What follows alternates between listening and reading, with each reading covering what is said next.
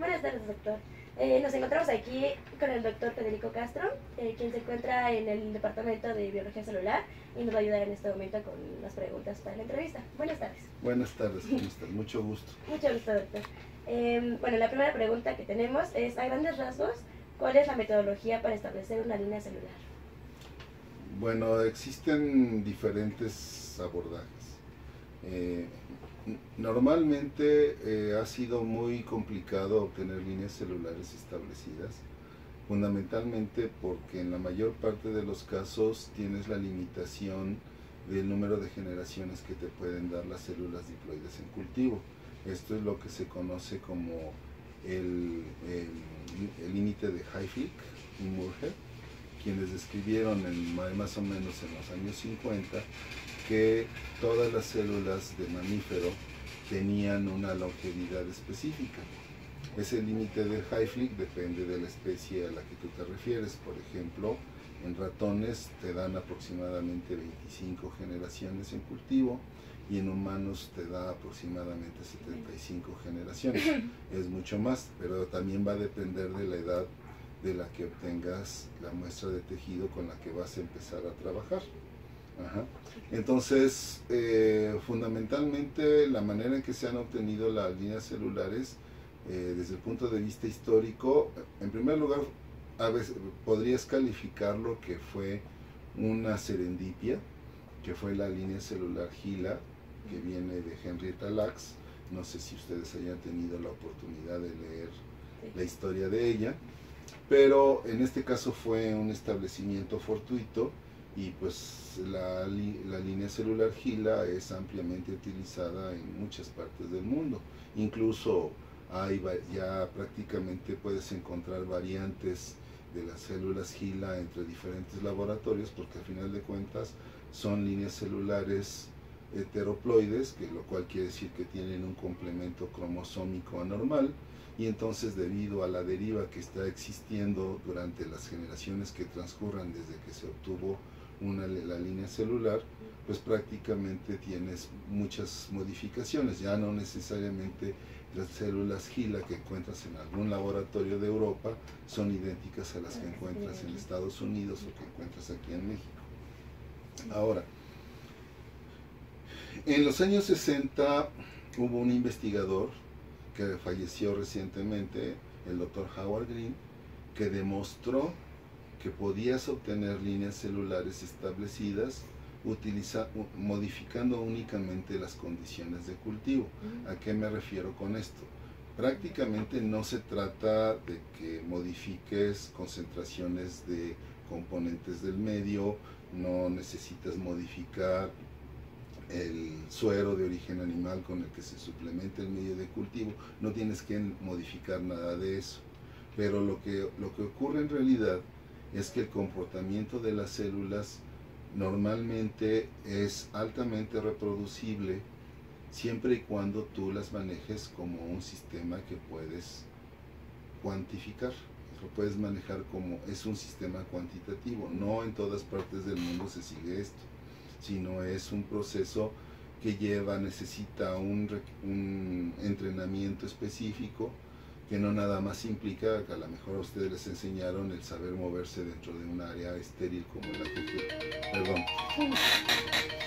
Lo que estaba diciendo es que lo que tienes que, normalmente en la mayor parte de los laboratorios donde se hace cultivo, lo que haces es cultivar las células y hacer lo que se llama un splitting. ¿A qué me refiero? Digamos, tú estás cultivando, por decir algo, células de fibroblastos de embrión de ratón, y tú lo que haces es cultivarlos, y cuando ya se llenó la cajita de cultivo, tripsinizas y siembras en 2 cajitas o en 5, o en las que tú dices que vas a hacer el splitting, y sigues cultivando y vuelves a repetir.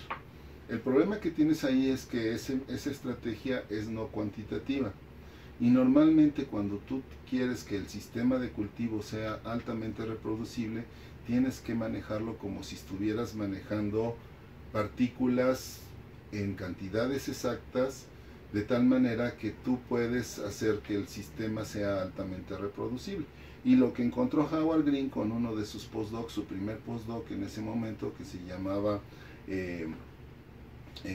George Todaro, lo que ellos hicieron fue disgregar embriones de ratón suizo de aproximadamente 18 días de nacido, de desarrollo, perdón, y lo que hicieron fue cultivarlos en condiciones específicas, que era un cierto suplemento de suero, cierto medio de cultivo, y lo que sucedió es que pues seleccionaron una población de fibroblastos que estuvo creciendo, y lo que ellos empezaron a hacer fue una transferencia serial. Lo que pasa es como si sería el splitting que te estaba describiendo, pero lo hacía a densidades específicas y con regímenes de transferencia también bien marcados. Por ejemplo, la manera en la que ellos hicieron el manejo de la población implicaba que sembraran a diferentes densidades. Por ejemplo, las que usaron en ese caso fueron 1 por 10 a la 5, 3 por 10 a la 5, 6 por 10 a la 5, 12 por 10 a la 5 células por caja de 60 milímetros de diámetro. Y entonces hicieron regímenes de transferencia de 3 días, de 6 días y de 12 días. Entonces lo que ellos obtuvieron, dependiendo del régimen de transferencia y de la densidad de inóculo, lo que ellos obtuvieron fueron líneas celulares inmortales, pero que se comportaban de diferente manera.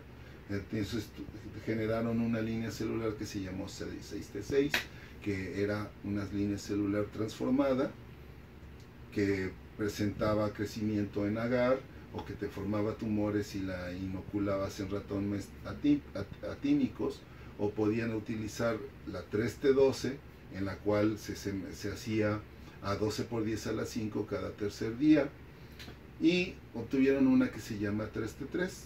3T3 se sembraba a 3 por 10 a la 5 células en caja de 60 milímetros con un régimen de transferencia de 3 días. Y esto se tradujo en que obtuvieron una línea celular inmortal que presentó las mismas capacidades de proliferación que la población original, pero que mostraba un comportamiento como una célula normal. Seguía dependiendo del anclaje para poder crecer, y también dependía, su proliferación estaba regulada por la densidad. Si a ustedes les deben haber hablado en su clase de cultivo que las células normales, cuando las cultiva uno, están limitadas por 2 parámetros. Uno es el anclaje y la otra es la densidad. El anclaje, que determina que las células tienen que estar unidas a un sustrato para poder proliferar, y eso es lo que las diferencia en unos casos de las células transformadas, que pueden crecer en suspensión. Una célula normal no crece en suspensión a menos que estés utilizando líneas celulares ameboides, como pueden ser los macrófagos, los linfocitos. Pero normalmente una célula que venga de cualquier tejido, un condrocito, un fibroblasto, un osteocito, van a crecer anclados a un sustrato. Y la otra son inhibidas por densidad.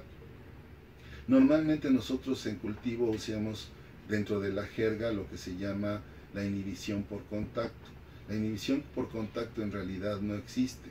La inhibición por contacto es un término que viene del manejo de cultivo de los años 50, porque se pensaba que cuando las células se tocaban dejaban de proliferar. Pero lo que se ha visto es que tienes que alcanzar determinadas densidades para que las células se inhiba su proliferación.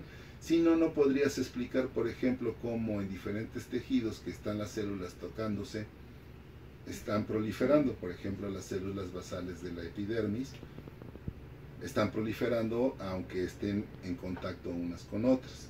Entonces, la regulación de la proliferación depende de otras cosas. Pero esa fue una manera de obtener líneas celulares establecidas.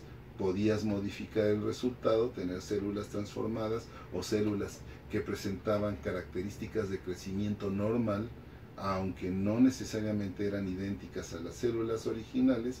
Y más recientemente, como se encontraron muchas dificultades para poder obtener líneas celulares establecidas, lo que se buscó es utilizar estrategias para inmortalizar de alguna u otra manera. Y lo que se buscó fundamentalmente era ver si podías inmortalizarlas utilizando oncogenes de origen viral.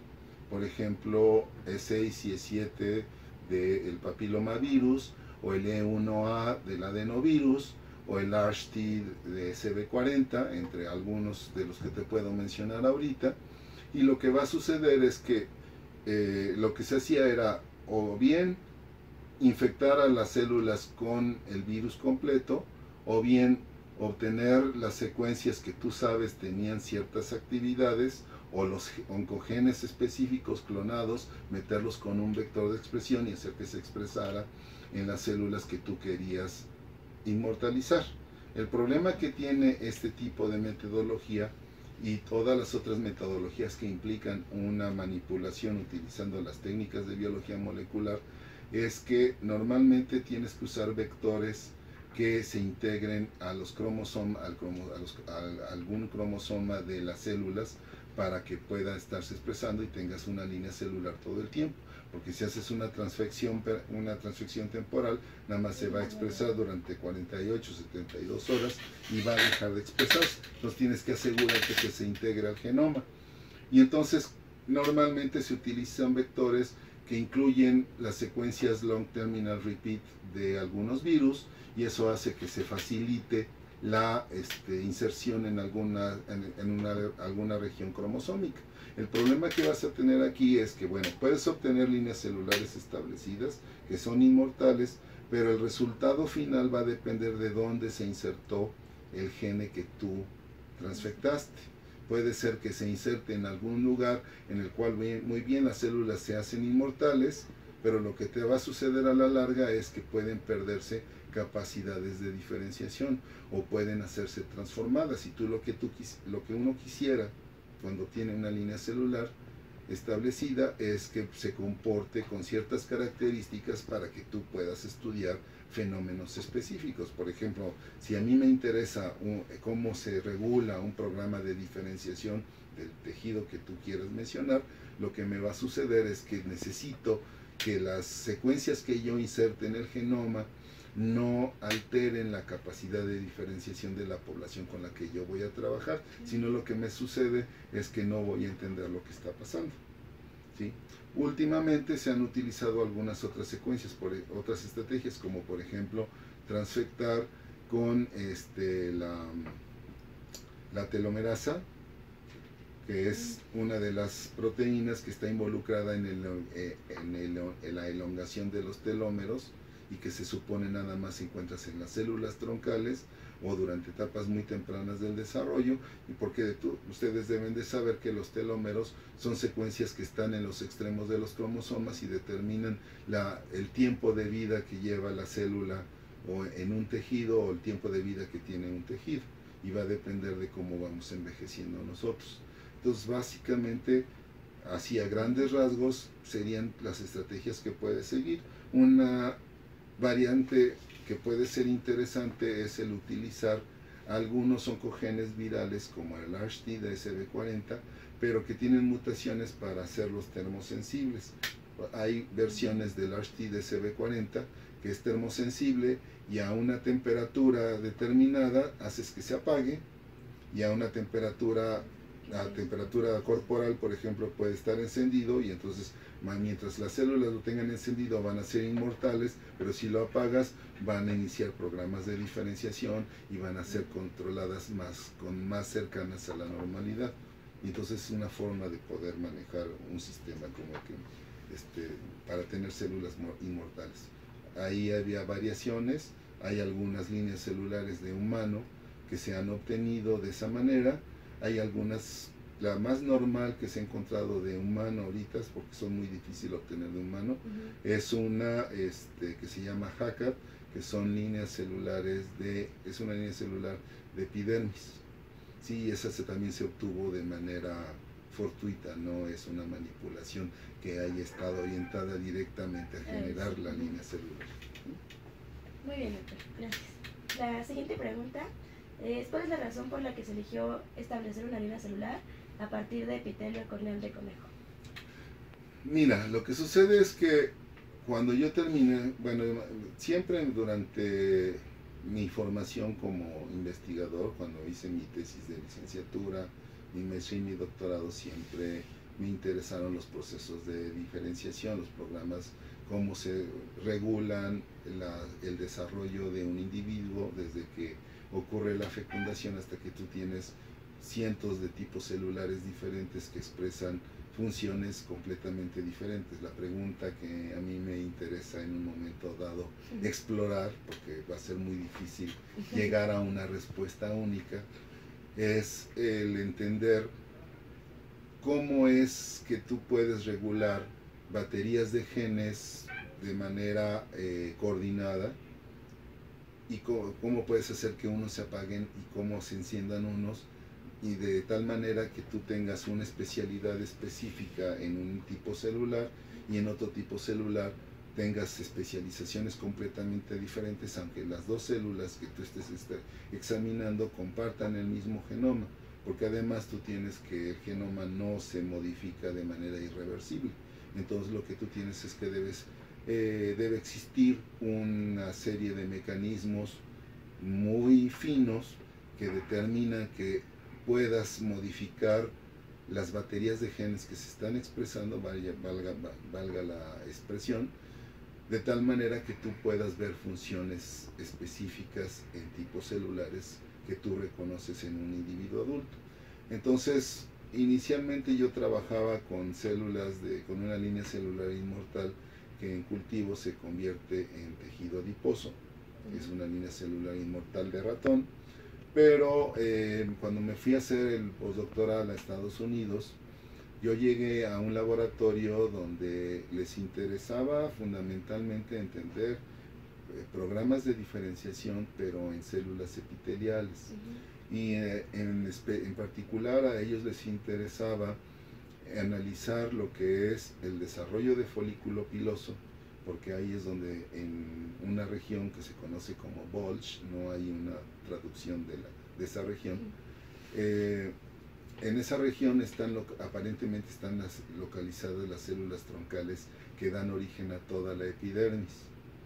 Entonces a ellos les interesaba el desarrollo de folículo piloso, ver cuáles eran las propiedades de esas posibles células troncales que están en esa región del folículo. Les interesaba también la regulación específica de tejido del epitelio corneal, y también les interesaba una estructura que se forma en el epitelio de la vejiga urinaria, que determina las características de resistencia a altas concentraciones de sal a las que están expuestas las células orientadas hacia los de la vejiga urinaria. Entonces estábamos trabajando con eso, y en particular yo estuve involucrado en lo que sería la regulación de algunos marcadores de diferenciación de epitelio corneal, específicamente las queratinas específicas de córnea. Y dentro de los proyectos que me asignaron estaba el interés de generar una línea celular establecida de epitelio corneal de conejo, porque normalmente tú tienes varias pegas al estar utilizando células de cultivos primarios. Normalmente vas a decir, bueno, a mí me conviene trabajar con células de cultivos primarios porque las células de cultivo primario son importantes, no tienen ninguna desviación del comportamiento normal, ¿sí? Normalmente son células que se van a comportar como si las hubieras obtenido, se comportan como las acabas de obtener recién del tejido. El problema que tienes es que para poder tener mucho tejido, para poder hacer estudios de regulación de expresión genética, tenías que estar disponiendo de animales cada vez que hacías experimento. Y entonces, una de las pegas que tienes desde ese punto de vista es que lo que se procura actualmente en investigación es tratar de reducir el número de uso de animales sacrificados para poder hacer tus experimentos. Y entonces una solución era tener una línea celular inmortal que se diferenciara siguiendo el mismo patrón que tú tienes en un cultivo primario o en cultivo secundario. Y entonces, en el momento cuando estaba yo allá, lo intentamos hacer precisamente infectando a las células con adenovirus, pero no funcionó muy bien, nunca llegamos a tener resultados adecuados. Y cuando yo me regresé a México, pues la idea era, en primer lugar, ver si podía hacerlo aquí, pero siguiendo una estrategia diferente. ¿Por qué? Porque en primer lugar, la gente no se había preocupado en tener un sistema que estuviera bien estandarizado para hacer el cultivo de células de epitelio corneal. O sea, se tenían condiciones basales, vamos a decirles así, pero esas condiciones, el epitelio corneal crece tan bien en cultivo que realmente la gente no se preocupó tanto por tener condiciones definidas que te permitieran tener el mayor número de generaciones posibles del epitelio. Entonces lo que buscamos fue ver si podíamos jugar con los parámetros de cultivo, como lo hicieron para obtener 3T3, y ver si podíamos obtener una línea celular inmortal que reprodujera todo el programa de diferenciación que tenías en un cultivo primario. Entonces empezamos a jugar precisamente con las células de epitelio corneal de conejo, jugando con densidad de inóculo, con regímenes de transferencia. Una de las cosas importantes en este caso era evitar que las células llegaran a confluencia para evitar que iniciaran el proceso de diferenciación, y entonces obtuvimos a la línea celular, de la cual a lo mejor ustedes ya han leído algo, y que se llama RC15T5, precisamente por la forma en la que la obtuvimos. Precisamente 5 por 10 a las 5 células por caja de 60 milímetros, con un régimen de transferencia de 5 días. Entonces así lo manteníamos, así jugábamos con ella, y en particular obtuvimos de epitelio corneal de conejo porque, en primer lugar, a lo mejor lo ideal hubiera sido obtener las células de epitelio corneal de humano.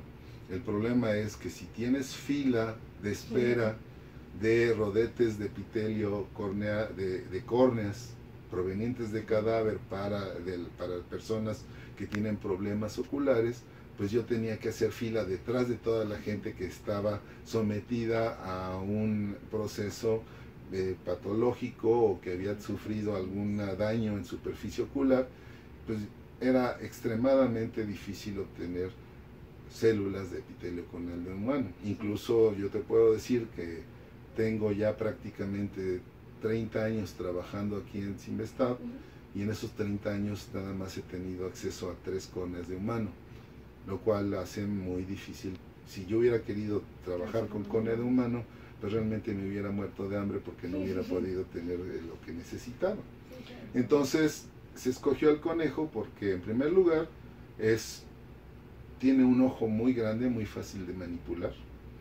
En segundo lugar, el patrón de expresión de marcadores es muy parecido al que tienes en humano, y entonces pues prácticamente el chiste era estandarizar condiciones de cultivo, y pues de ahí empezamos a trabajar, y a final de cuentas tuve la fortuna de que mi estrategia funcionara bien y que tuviéramos una línea celular inmortal que estuviera regulada por los controles normales de crecimiento de la población. Es dependiente de densidad, es dependiente de densidad, dependiente del anclaje, y presenta todo el programa de diferenciación, se estratifica. Incluso después esa línea celular la enviamos con el que era mi jefe allá en Estados Unidos, y entonces ellos hicieron algunos experimentos en colaboración conmigo para tratar de ver cómo estaba regulada la expresión de las queratinas específicas de córnea, y entonces esa fue el origen de esa línea celular, y por eso trabajo con ella. Me interesa fundamentalmente entender cómo está regulada la diferenciación de la superficie ocular y cómo está regulada también el proceso de proliferación, de multiplicación de las células y de migración, Porque en primer lugar, si yo entiendo el programa de diferenciación, yo puedo establecer alternativas para mejorar el desarrollo en condiciones en las cuales a lo mejor puedes tener alteraciones, simple y sencillamente porque un paciente puede estar expuesto a diferentes fenómenos. Digamos, una persona que sufrió una quemadura de superficie ocular, cuando, puede cicatrizar con relativa facilidad. Tienes que manejarla muy bien el médico. El problema que tú tienes es que cuando hay una respuesta proliferativa para sanar después de una quemadura de superficie ocular, muchas veces lo que te llega a suceder es que hay una respuesta proliferativa mucho más alta de la que debería ocurrir, y entonces tienes un epitelio mucho más grueso y no es adecuado para la transparencia de la córnea. Además de que tienes que tener otros tipos de controles. Fundamentalmente se ha visto que cuando tú tienes un daño importante de la superficie ocular, lo que te llega a suceder es que se desata la proliferación de fibroblastos que están en el estroma de la córnea, y esto hace que la córnea se opacifique. Normalmente una persona que sufre una quemadura de superficie ocular normalmente tiene que depender de un trasplante de córnea, porque la córnea se opacifica y queda ciega, ¿no? Entonces es una de las razones por lo que me interesaba. Y entender también proliferación y migración, porque en un momento dado puedes regular procesos de regeneración o de reparación tisular en la superficie ocular, y eso es un proceso muy interesante porque puedes buscar alternativas para algunos padecimientos o mejorar resultados en terapias que existen en la actualidad. Es básicamente lo que me interesa. No, está muy interesante, la verdad. Gracias, doctor. A ver, para el puntito de Anita. Sí. En ese caso no hemos trabajado lo suficiente, pero sí nos dio más trabajo jugar con el sistema, pero tienes que estar buscando muchas otras cosas, ¿no? Entonces es cuestión de ir afinando y posiblemente puedas obtener líneas celulares siguiendo la misma estrategia. En humanos sí, no sé, es bastante complicado de hacerlo. O sea, por ejemplo, en comparación de la línea celular del conejo, ¿con qué otra, de otro mamífero obviamente animal, podría compararla usted? Pues mira, hasta 1994 la línea celular prácticamente era única, porque en el año anterior, al 93, hubo un grupo de japoneses que obtuvieron una línea celular de humanos utilizando el RCT de SB40. Pero si tú ves los patrones de expresión de queratinas y la formación del epitelio estratificado, es realmente la línea celular que generamos aquí en el laboratorio es muy superior, ¿sí? Ahora, recientemente, hará tal vez unos 4 o 5 años, no recuerdo la fecha ahorita, se obtuvo una línea celular de humano, pero no me convencen mucho los resultados, pero bueno, es que yo también quiero mucho mi sistema, ¿no? Entonces es parte de lo que también yo creo que es una de las cosas que aprendes a hacer como científico, es quieres a tu sistema porque te ha costado trabajo obtenerlo, jugar con él, pero también estás convencido de que es el mejor instrumento que tienes a la mano. Si no fuera así, a lo mejor yo estaría utilizando las líneas celulares de otros organismos. Incluso a lo mejor hubiera buscado la manera de obtener las líneas celulares de humano que existen ahorita. ¿Sí? Bueno, la siguiente pregunta. La línea RCE15T5 ¿se encuentra disponible comercialmente? No. ¿No? No, en general esto varía en el mundo. En muchos casos, cuando se trata de líneas celulares que fueron obtenidas desde hace muchos años, hay un repositorio de células, de líneas celulares, que está en Estados Unidos, es la American Type Culture Collection, la ATCC. Y en esa puedes encontrar células de todo lo que te imaginas, de mono, de perro,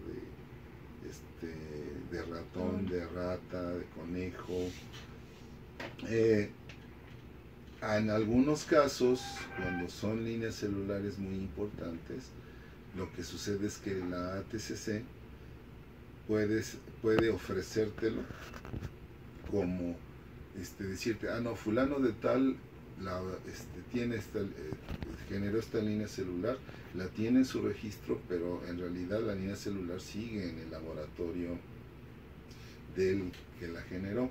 Y entonces lo que sucede es que cuando tú la solicitas a la ATCC, lo que haces es que tienes que confirmar ellos te dan los datos para comunicarte con el investigador, y normalmente el investigador te envía un convenio de confidencialidad, ¿sí? Ese que implica que muchas veces tú te puedes preguntar, bueno, ¿para qué va a usar usted estas células? No, pues no sé, quiero estudiar el proceso de la expresión de integrinas para adhesión celular, o lo que tú quieras, Amanda. Y entonces él te va a decir, no, si es algo que no sea una aplicación que pueda ser farmacológica o biotecnológica que sea importante, te puede decir, sí, cómo no, entonces se la da, pero usted hace el compromiso de que no la puede ceder a nadie más en el mundo, y en el momento que terminen sus experimentos, tiene que destruir las células que no vaya a utilizar. Y es un compromiso. ¿Por qué? Porque en un momento dado, cuando son líneas celulares muy importantes, y a lo mejor a mí es tan importante la línea celular que puede ser utilizada, por decir algo, para ensayo de fármacos, para desarrollo de nuevas técnicas en biotecnología, entonces esos procesos son patentables. Sí, claro. Y entonces eso al inventor de esa técnica lo va a beneficiar tener las células que tú generaste, y entonces el inventor nomás que el que generó la línea celular te va a decir, no, sabes que yo necesito antes ver los resultados, porque además eso te pide, necesito antes ver los resultados para ver si no afectan mi investigación, o para ver si no, si tú tienes algo que sea patentable. Si tú es algo que sea patentable, yo tengo que ser incluido en ese proceso, ¿sí? Porque es mi línea celular y yo te la estoy cediendo para que hagas una serie de experimentos. O puede decirte, ¿sabes qué? Como estás haciendo algo que crea conflictos de interés con lo que yo hago, no te la puedo dar. En el caso particular mío, intentamos patentarla, pero por muchos azares del sistema no la pudimos patentar. Entonces al principio pues pedíamos que se firmara un convenio, pero se firma un convenio de confidencialidad precisamente para asegurar que no vaya a afectar los intereses de mi laboratorio. Con razón. Bueno, la siguiente es, ¿qué rasgos diferencian la línea celular que usted maneja de otras disponibles que ya se encuentran comercialmente? Fundamentalmente la capacidad de estratificar, de darte tejidos epiteliales muy parecidos a los que tú tienes cuando haces cultivos primarios. Incluso si tú la cultivas en un gel de colágena, puedes obtener un epitelio, sobre un gel de colágena puedes obtener un epitelio estratificado con exactamente el mismo número de capas que tienes en el epitelio corneal de conejo, y con las mismas capacidades de expresión genética. Entonces eso le da un plus a la línea celular. Incluso una de las propuestas en mi trabajo es que la puedes utilizar para sustituir la prueba de irritación ocular de Drace. No sé si ustedes la conozcan. La prueba de irritación ocular de Drace es la que se usa, por ejemplo, para cosméticos que ustedes usan. Digamos, no, pues es que la sombra de ojos que lleva tales tonos lleva este colorante y este colorante. Entonces estos cuando los están desarrollando, lo que hacen es primero probarlo en cultivo para ver si hace algún efecto, o antes, cuando no necesariamente tenías líneas celulares, decían, no, pues es que lleva el rojo número 3, por decirte algo. Entonces el rojo número 3 se lo aplicaban al animal directamente en la córnea y en función del grado de irritación o de destrucción de la superficie ocular, decidían si lo podían utilizar en humanos. Entonces, precisamente el hecho de que tú tengas una línea celular inmortal que además te reproduzca el programa de diferenciación que tienes en la superficie ocular, tienes una herramienta muy importante para hacer evaluación de fármacos, o en un momento dado hay cosas que nos interesan aquí en el laboratorio que están relacionadas con la posibilidad de hacer lo que se llama drug delivery hacia tejidos intraoculares, porque una de las cosas que hemos visto es que la línea celular forma uniones estrechas en las capas superiores, al igual que lo que tú tienes en un epitelio normal, y lo que sucede es que hay ciertos compuestos que nosotros estamos usando aquí en el laboratorio que abren esas uniones estrechas a voluntad, y entonces puede ser que yo desarrolle alguna estrategia para aplicar una droga, un fármaco en la superficie ocular y que llegue a tejidos intraoculares. Porque es importante, porque pues a lo mejor ahorita si tú te pones gotas en los ojos, algún antiinflamatorio, lo que sucede es que la mayor parte del antiinflamatorio se va a perder porque parpadeas, porque la superficie ocular es esférica, porque tienes la película lacrimal. Y entonces en el momento que te pones, normalmente le pasa a uno, le voy a poner gotitas, y entonces empieza uno a llorar, no quiere abrir los ojos, tienen que hacerle manita de puerco y no sé qué tantas cosas para poder hacer la aplicación. Y entonces, ¿qué sucede? Normalmente una droga que se aplique en superficie ocular se pierde el 90% de esa droga. Todo se va por la lágrima o puede llegar a otros tejidos, simple y sencillamente porque no se queda sobre la superficie ocular. Entonces, y eso también tiene que ver con que el epitelio de la superficie ocular es hermético. Entonces, si tú abres las uniones estrechas, puede ser que puedas modificar la permeabilidad de esos fármacos y no tengas que recurrir a inyectar, como hacen muchos oftalmólogos, ciertos fármacos hacia el interior del ojo. Esa es una de las ideas. Y esa puede ser una ventaja teniendo un sistema como el que manejamos. Sí, una gran ventaja, la verdad. Porque sí se sufre mucho de, por ejemplo, todos los problemas de los ojos. Como usted menciona, tan solo las gotas, y sí, bueno, no voy pues realmente a pensar en el porcentaje que se pierde, pero sí, realmente, pues si no se queda dentro del ojo, pues sí, no va a ser efecto. Así es. Interesante. Bueno, la otra pregunta es, ¿cuál es el rol de los Mirnas en la diferenciación celular? Muy variado, incluso ahorita tengo un estudiante de doctorado que está trabajando con los Mirnas para jugar un poquito, ver cuáles las funcionalidades que puedes tener. Son muchos los Mirnas sí, que participan. Incluso si tú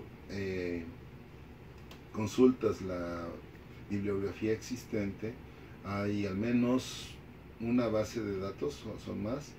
Hay una base de datos que se llama Mirnai, o sea, es el juego de palabras de Mirna y el ojo, que te describe te da la lista de todos los Mirnas que existen en todo el ojo.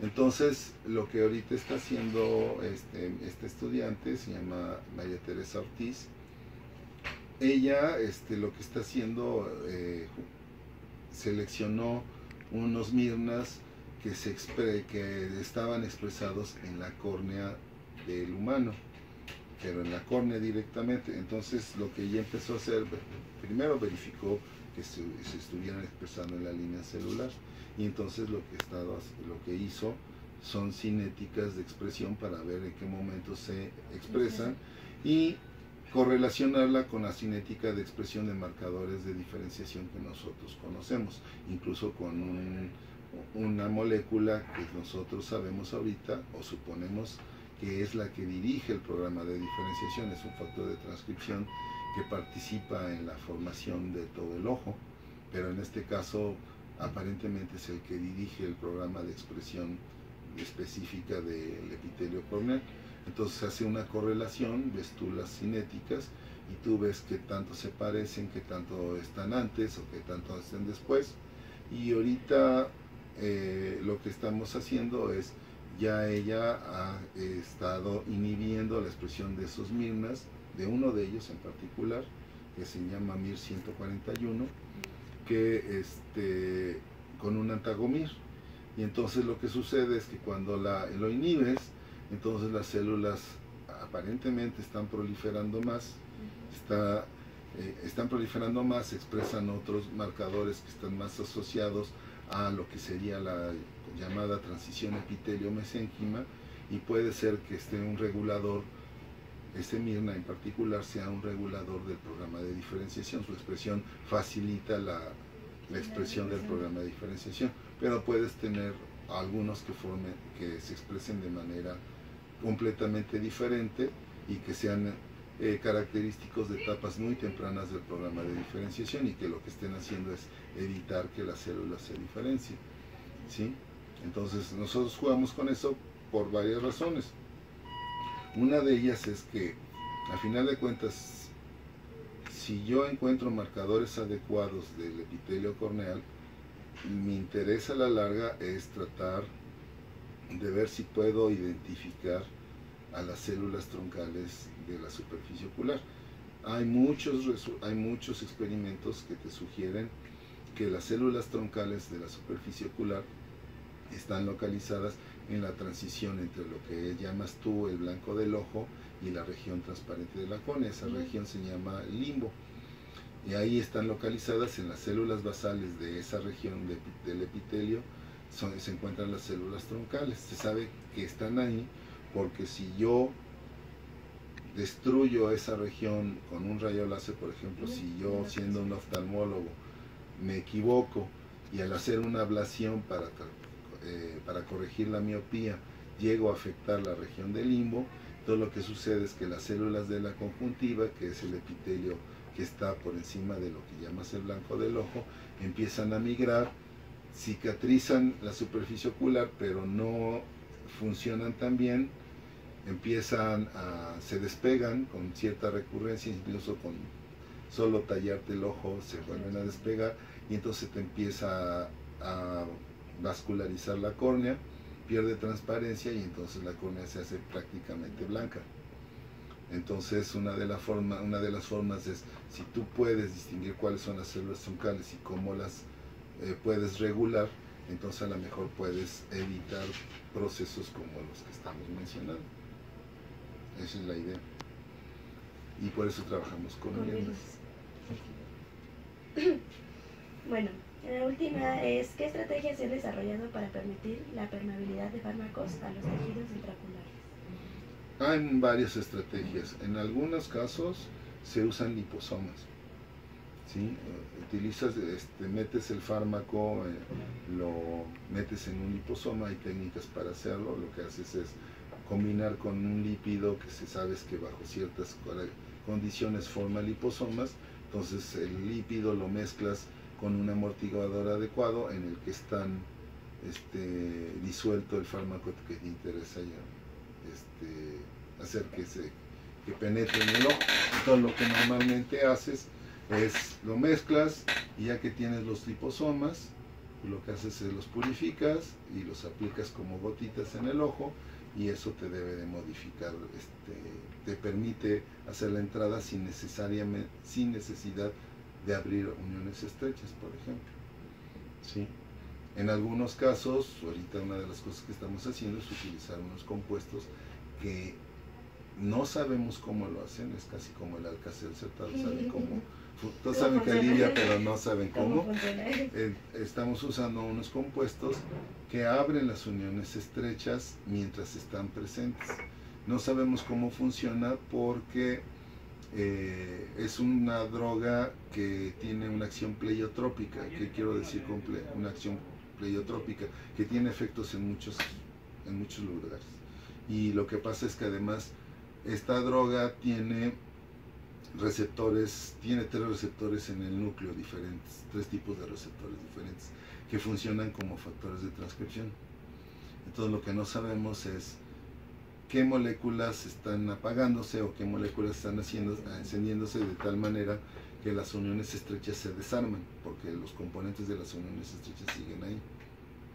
Entonces, esa es una de las formas. Hay otros que han utilizado polietilenglicol o algunos otros compuestos que modifican de alguna manera la permeabilidad, o algunos están usando nanopartículas. Entonces, más o menos sería en pocas palabras lo que se está tratando de hacer en diferentes lugares. Pues muchas gracias. Bueno, una última. En cuanto a las perspectivas que tiene de su trabajo, ¿cuáles serían que pudiera darnos? Bueno, pues mira, en primer lugar, desde el punto de vista de ciencia básica, pues tenemos muchas preguntas importantes que responder. Una es, como ya les había dicho hace un momento, lo que me interesa es ver de alguna manera si puedo distinguir a las células troncales, lo que llaman células madre. No está bien, el término células madre no está bien utilizado, incluso, pero sí todo el mundo lo usa. No, incluso hay crema teatrical con células madre, ¿no? Entonces, lo que sucede es que normalmente los que trabajamos con procesos de diferenciación sabemos que están las células troncales en las regiones propuestas por evidencia a posteriori. ¿Qué quiero decir? O sea, yo a lo mejor digo, aquí están las células troncales, hago una selección con muchos marcadores de superficie, por ejemplo, como se hace para médula ósea o para tejido hematopoyético, algunos tipos celulares de tejido hematopoyético, los aíslas, haces un cell sorting con diferentes marcadores, y lo que sabes que están ahí las células troncales, porque a lo mejor después haces un seguimiento y sabes que hubo una integración de esa población en el organismo en el que hiciste la manipulación. Hay experimentos muy interesantes en los cuales, por ejemplo, han restituido el tejido hematopoyético de ratones que han sido depletados de su propio tejido hematopoyético por radiaciones o por algunas drogas. Les inyectan las poblaciones enriquecidas de células troncales, y como tienes una persistencia de la población a largo plazo, dices, bueno, ahí estaban las células troncales, ¿sí? O a lo mejor tú puedes saber que las células troncales están en algún lugar en particular, por ejemplo en el limbo, porque si haces un daño que implica el limbo, pierdes capacidad de regeneración, o porque en el limbo si tienes una neoplasia en superficie ocular, normalmente se origina en el limbo, y ahorita una de las teorías predominantes es que las neoplasias se derivan de células troncales. Entonces, todo es evidencias de que te dicen, ahí deben estar. Sin embargo, yo no puedo agarrar un microscopio y decir, aquí está una célula troncal, mírenla, qué bonita está. No puedo hacer eso. Entonces, una manera de asegurarme de tener poblaciones enriquecidas es tratar de jugar con los marcadores, con las condiciones de cultivo, como para tratar de tener de alguna manera el proceso de diferenciación, porque además el problema que tienes es que puedes aislar o enriquecer una población de células troncales, pero no puedes evitar que las células se diferencien. Entonces siempre van a estar diferenciándose y va a haber transiciones. A lo mejor tú puedes decir, las enriquecí con anticuerpos contra 7 marcadores de superficie, pero las células troncales dan lugar a células que se llaman células en amplificación transitoria, que son su descendencia inmediata y que pasan por varios ciclos celulares antes de expresar las funciones diferenciadas. Y esas células hijas no necesariamente apagan los marcadores de células troncales. Entonces tú vas a tener siempre una población mixta. Entonces esa es una de las perspectivas que puede tener, tratar de entender mejor cómo es la biología de esa población en particular.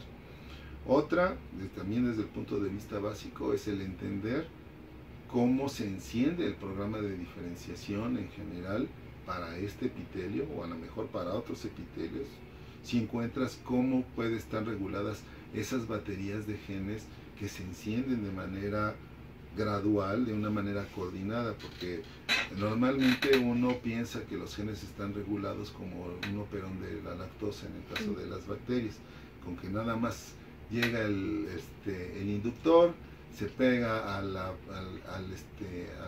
proteína reguladora, esta se pega al promotor y ya se sigue, ¿no?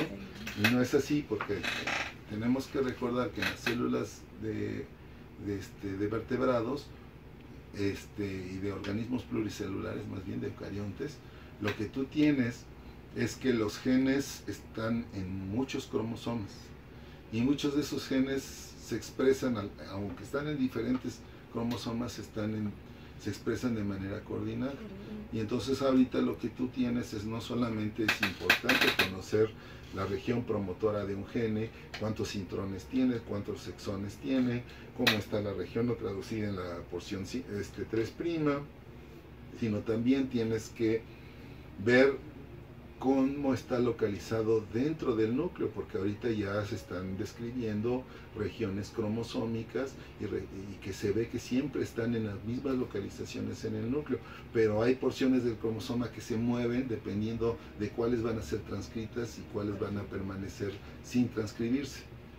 Entonces hay zonas que son zonas de cromosomas diferentes que convergen a regiones de eucromatina y que van a ser transcritas. Entonces por eso también estamos involucrados, aparte de los mirnas, estamos involucrados en procesos de remodelación de cromatina. Tengo un estudiante que está trabajando como tesis de maestría los mecanismos de remodelación de cromatina, está viendo algunos de los complejos que remodelan cromatina. Entonces me interesa desde ese punto de vista. Ahora, desde el punto de vista de las posibles aplicaciones, me interesa precisamente cómo puedo alterar la permeabilidad, la barrera impermeable del epitelio, de tal manera que a lo mejor yo puedo hacer un drug delivery adecuado para otros tejidos que no necesariamente están al alcance del cirujano. Simple y sencillamente puedo aplicar una droga sin necesidad de tener que inyectarla hacia el interior del globo ocular. Pero también ahorita una chica, una médico que trabaja con nosotros, que está terminando su tesis doctoral, lo que está probando es un compuesto que forma parte del té verde. Es un compuesto que es una catequina, es un flavonoide que se ha visto que tiene funciones muy interesantes y que además no solamente actúa sobre lo que sería lo que estamos viendo nosotros, sino ya está demostrado y hay muchos trabajos, no es así como que le dicen a uno, no, ponte esto y ya prácticamente sirve para todo, pasta de dientes, dolores de cabeza, fracturas, de todo. No. Esta catequina se ha visto que inhibe la proliferación de células transformadas, de células cancerosas, disminuye la cantidad de grasa en adipocitos y en este caso la estamos aplicando. Primero vimos qué hacía en cultivo, lo usamos al cultivo de esta línea celular como un modelo experimental para ver qué hacía, y cuando vimos qué era lo que estaba haciendo, decidimos aplicarla en ratoncitos en los que hacíamos quemaduras con hidróxido de sodio para hacerle una quemadura controlada con álcali, y después aplicábamos las gotitas de la catequina. Y entonces lo que estamos teniendo es aparentemente un proceso de reparación que disminuye algunas de las secuelas que tienes a la quemadura, ¿sí? Entonces es lo que estamos trabajando ahorita. Incluso ahorita acabamos de enviar un trabajo a publicar y estamos viendo si funciona más o menos, pues a lo mejor pensar en Teddy, como ella es médico y trabaja en el hospital en la Asociación para Evitar la Ceguera en México.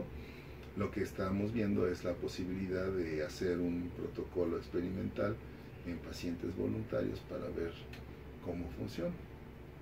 Pero pues eso todavía falta un poco para hacer eso. Pero ahí está el trabajo, el punto es tener la idea para poder. Exactamente. El chiste es divertirse, porque además la ciencia es divertida, sí. Uno tiene que buscarle la parte. Exactamente. Al menos yo me divierto mucho en esto.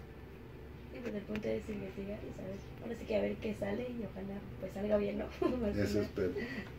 Muy bien, doctor. Muchísimas gracias, sería todo de nuestra parte. Gracias por su atención. Son bienvenidos. Gracias.